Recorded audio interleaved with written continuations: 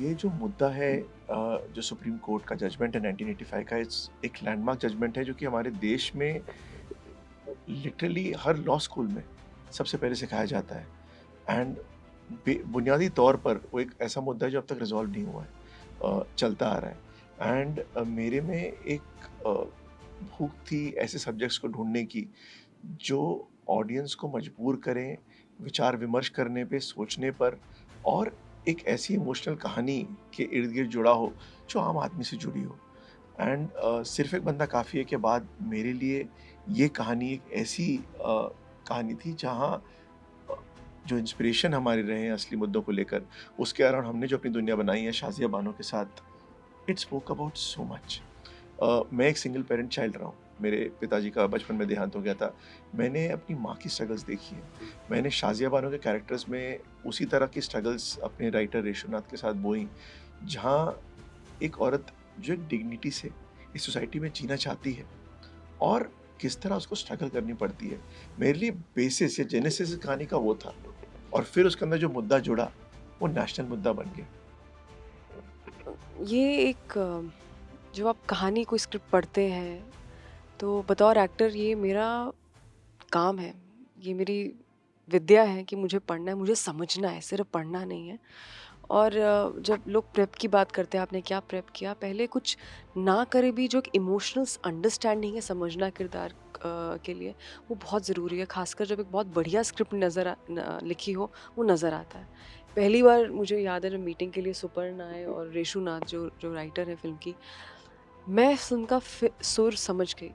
Of course जब पढ़ी मैंने स्क्रिप्ट तो वो अलग बात है, पर सुपर्ण बहुत क्लियर थे कि वो क्या फ़िल्म बनाना चाहते हैं, वो क्या दिखाना चाहते हैं, वो कैसे इसका ट्रीटमेंट करना चाहते हैं। तो एज़ एन एक्टर मैं क्या कर सकती हूँ, एक है एक performance, at the same time जो लुक है फ़िल्म का, कोई भी फ़िल्म हो एक्चुअली, कोई भी फ़िल्म हो, लुक उतनी ही वो कॉम्प्लीमेंट करना चाहिए उस लुक को आपकी परफॉर्मेंस से। अगर मैं किरदार इस तरह का निभा रही हूँ but full fledged make look convincing नहीं है आपके लिए, कहीं न कहीं ऊपरी परफॉर्मेंस रह जाएगी। एक सिर्फ़ एक परत लगेगा, एक सरफेस लेवल परफॉर्मेंस है। तो जब उन्हें सुपर्ण ने कहा यामी जैसे जो फाइनल जो स्पीच है, फ़िल्म भी काफ़ी दौर से गुज़रती है। You see her in her 30s, you see her as a young girl, फिर उनकी शादी होती है, बच्चे और फिर आगे दोनों की लाइफ़ में क्या होता है। तो जैसे-जैसे दौर बढ़ रहा है वैसे-वैसे आपकी अपीयरेंस भी बढ़ती है। हमने कुछ प्रोस्थेटिक्स इस्तेमाल नहीं किए क्योंकि कई बार क्या होता है फिर किसी का ध्यान चला जाता है कि अरे! ये ठीक नहीं था, वो ठीक नहीं ना, वो डिस्ट्रैक्ट कर रहा है, तो उससे अच्छा है जितना नेचुरल रख सकते हैं, हम वो रखते हैं। तो कुछ सीन्स हैं जिसमें मैंने कुछ मेकअप ही नहीं इस्तेमाल किया। इनफैक्ट थोड़ा और हमें लगा कि अंडर आई में और डेप्थ होना चाहिए। It's not about vanity, it's about a, making that character inside out कि स्किन भी आपको लगे कि उन्हीं की है, यामी की नहीं है, शाज़िया की ही है। देखिए भले भले ही फ़िल्म में जो रेफ़रेंस है, वो इंस्पायर्ड है एक रियल लैंडमार्क केस पे, जो सुप्रीम कोर्ट की जजमेंट रही है 1985 जो हम शाहबानो केस उनकी बात करते हैं। जहाँ तक कि फ़िल्म की बात है, मैंने इस कैरेक्टर को अप्रोच किया है, वो कैरेक्टर चाहे शाज़िया बानो हो, कोई देखे जो इस कम्युनिटी से हो या किसी और कम्युनिटी से हो, कोई हिंदू हो, तब भी हर कोई कुछ ना किसी लेवल पे आइडेंटिफ़ाई करेगा।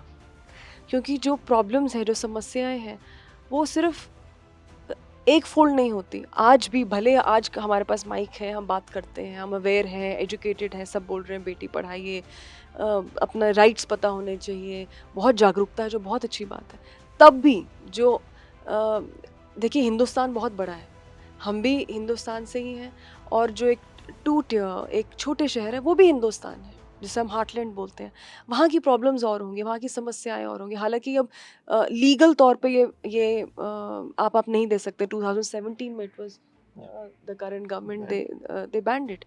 बट जो समस्याएँ हैं, कहीं न कहीं हर एक औरत किसी भी आप रिलिजन की हो, अपने आप को शायद मुझे लगता है ज़रूर देखेंगी। वैसे ट्रीट कीजिए जैसे हिंदुस्तान की औरत को ट्रीट करते हैं, बिल्कुल, ना कि मैं एक मुस्लिम औरत हूँ इसलिए मुझे ऐसा है। बिल्कुल। तो आपको लगता है ऐसा इनजस्टिस होता है या ऐसा ट्रीटमेंट देखने का नज़रिया कुछ? अ, इस तरह से जनरलाइज़ करना थोड़ा मुश्किल है। जैसे मैंने कहा बहुत बड़ा देश है, हमारा लीगल सिस्टम बहुत बड़ा है, बहुत सारे ऐसा कहते हैं कि केसेस बहुत सारे हैं, पर शायद हमारे जो जजेस हैं, जुडिशियल सिस्टम जुडिशरी सिस्टम है, ओवरबर्डन है। वो ओवरबर्डन्ड है।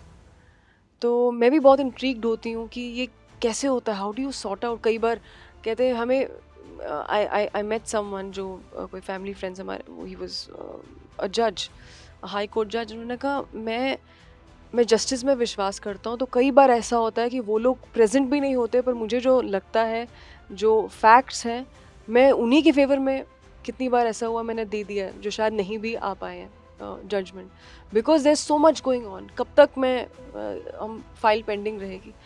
तो हर एक सिस्टम के अपने अपने चैलेंजेस हैं। इसलिए से, क्योंकि हमारा कंट्री इतना डाइवर्स है, 10-10 किलोमीटर में तो भाषा बदलती है, तो इसे जनरलाइज करना बहुत बहुत मुश्किल है। अगर प्रॉब्लम्स हैं, उसका सोल्यूशन भी है। वो प्रॉब्लम ख़त्म होती है तो शायद आने वाले वक्त में फिर कुछ, जैसे हमारी ज़िंदगी है, आज कल कुछ 10 साल पहले मेरे कुछ और चैलेंजेस थे, आज वो नहीं है, आज कुछ और होंगे। तो यही ज़िंदगी है। तो पर कोशिश यही रहती है कि एज अ ह्यूमन आप क्या कर सकते हैं। हम एंटरटेनर्स हैं, हम एंटरटेनमेंट बिजनेस में हैं। कई बार हम ऐसी फिल्में करते हैं जिसका बिल्कुल भी रियलिटी से कोई लेना देना नहीं है, और कई बार मौका मिलता है कि एंटरटेनमेंट के साथ के माध्यम से, उस पैकेजिंग में कैसे हम आपको एक ऐसी कहानी बता सकें जो शायद आपको एम्पावर्ड छोड़े, आपको एक पावरफुल महसूस हो, और कब क्या कोई रेफरेंस किसी का लेकर कुछ अच्छा हो जाए, ऐसा भी होता है। मेरा हमेशा ये रहा है कि हम 2 तरह से सवाल उठा सकते हैं। एक, जहाँ एक समस्या है, जहाँ जिसका निवारण नहीं हो रहा, और एक है कि डिस्पाइट इट ऑल सिस्टम चल रहा है। सिर्फ एक बंदा काफ़ी में सिस्टम चला, किस तरह एक छोटे टाउन लॉयर ने उसको चलाया। हक के अंदर शाज़िया बानो एक छोटे वर्ग की, सोशली बहुत ही अकेली औरत, जो मतलब किस तरह सेशंस कोर्ट से, हाई कोर्ट से, सुप्रीम कोर्ट तक जीतती गई, सोसाइटी के ऑपरेशन के अगेंस्ट जाकर, समाज के खिलाफ जाकर, अपनी डिग्निटी, अपने हक के लिए उस सिस्टम को यूज़ किया और सिस्टम उसके काम आया। मेरा मानना ये है कि लाइफ में समस्याएं सबकी लाइफ में होती हैं, सबकी लाइफ में कठिनाई होती है। जैसे कोई इंसान नहीं है जो आपको सुखी दिखे या दुखी दिखे, उसकी लाइफ में कठिनाइयाँ नहीं होती हैं। ये हम पे डिपेंड करता है कि हम इसका क्या कर रहे हैं। एंड शाज़िया बानो एक ऐसी इंस्पिरेशनल औरत की कहानी है जो despite it all for the odds and use the system, and system काम करता है, वरना दुनिया बंद हो जाएगी। एंड मैं ऐड करना चाहूँगा, जी अमी जी ने भी जवाब दिया आपको, कि डिस्क्रिमिनेशन दुनिया भर में होता है, हर तरीके का होता है, रूप, रंग, shape, size, economic, social, religion, हर तरह का होता है। बट फैक्ट इज कि हमारा जॉब एज फिल्म मेकर्स उसको दर्शाना है, उसको दिखाना है। एंड अगर एक भी दिल हम बदल सकें और परिवर्तन कर सकें, या आपकी आंखों से हम जो लैक ऑफ नॉलेज का जो पर्दा है उसे हटा सके। जैसे आपने अर्लियर ट्रिपल तलाक की बात की, हमारी फिल्म में दिखाया गया है कि उसे तलाक बिद्दत कहते हैं। कुरान में बाकायदा लिखा है कि तलाक तलाक तलाक करके नहीं दिया जाता, तलाक बोल के 3 महीने रुकता है इंसान। औरत प्रेग्नेंट हो सकती है या सुलह हो सकती है, 3 महीने बाद दूसरा तलाक होता है, उसके तीसरे बाद तीसरा तलाक होता है। ये सही तरीका है। सो ऐसी बहुत सारी चीज़ें हैं, एंड एक माध्यम के द्वारा एंटरटेनिंगली आप बहुत कुछ बता सकते हैं। इमरान के साथ काम करके कैसा एक्सपीरियंस रहा लास्ट? बहुत अच्छा रहा। नहीं, सच में कई बार प्रमोशंस एक ज़रिया भी होता है थैंक यू बोलने का, क्योंकि सेट पे ऐसा बड़ा ऑड लगेगा थैंक यू रोज़ बोले। सेट पे लिटरली आपका ध्यान बिल्कुल काम पर होता है, और आप एक मशीन की तरह, इन द सेंस कि यू आर फोकस्ड, प्रोग्राम्ड है कि ये आज अचीव करना है। तो काम मशीन की तरह नहीं करते, बट एक होता है, एक गोल है, like Terminator had a goal. So we have a goal set by our director that this is something which we have to achieve.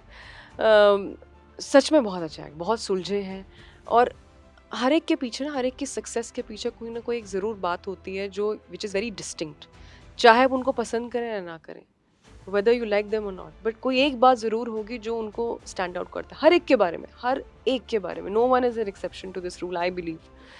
And I think उनका पेशेंस, उनका प्रोफेशनलिज्म, और उनकी कहीं ना कहीं एक चाह कि मुझे, अच्छा, एक सर्टन फिल्मों में लोगों ने एक टाइम पे देखा, पर अब मुझे अपने आप को एक फ्रेश पर्सपेक्टिव से प्रेजेंट करना है। Then he started doing a lot of such very performance based role, and till date he that's what he is doing. और लोगों का जो रिएक्शन होता है ऑडियंस का, मुझे लगता है वो कभी झूठ नहीं बोलता। वो बनावटी पीआर नहीं है, वो समझ में आता है बनावटी पीआर और एक ऑर्गेनिक, कि लोग आपकी फिल्म की वेट कर रहे हैं कि अरे so I am very happy for him. मुझे ऐसे एक्टर्स के लिए ज़रूरी नहीं हम फ्रेंड्स हो, हमारी कोई बात नहीं होती apart from set, but that is not important. Important bit is आपका एक्सपीरियंस इतना अच्छा गया, आपने कुछ अच्छी फिल्म बनाई, साथ में गुड एनर्जी, तो दूसरे के लिए एक अच्छी विश निकलती है दिल से कि आप दूसरे को त्रास ना दें, आप हमेशा कुछ अच्छा करें कि सामने वाला कोई चाहे आपके फेस पे बोले ना बोले, you should wish well for you, and I really wish well for Imran. छोटा आंसर था। So sweet. आप सबसे फेयर है, मुझे पता है। हमेशा आपने बहुत बहुत साथ दिया है अच्छी फिल्मों का, हमारी फिल्मों का। मेरे साथ जो शख्स यहाँ बैठे हैं वो डायरेक्टर है फिल्म के। He is one of the most passionate and all heart human being. मुझे याद है वो दिन जिस दिन वो मीटिंग के लिए फ़र्स्ट टाइम आए थे, और वो इंटेंट क्या है डायरेक्टर की फिल्म के पीछे वहीं पता चलती है, और वो इंटेंट ऑडियंस वैसे ही कैच करता है। एंड एक फ़िल्म है, बहुत ज़रूरी फ़िल्म है, एक फ़िल्म है जो एक रेजिलियंस, लव, बिट्रेयल, सिस्टम, बहुत सारे सवाल भी हैं। जवाब आप खुद डिसाइड करेंगे, हम नहीं आपको कह रहे ये सही है गलत है, वो हमेशा ऑडियंस का ही डिसीजन होना चाहिए।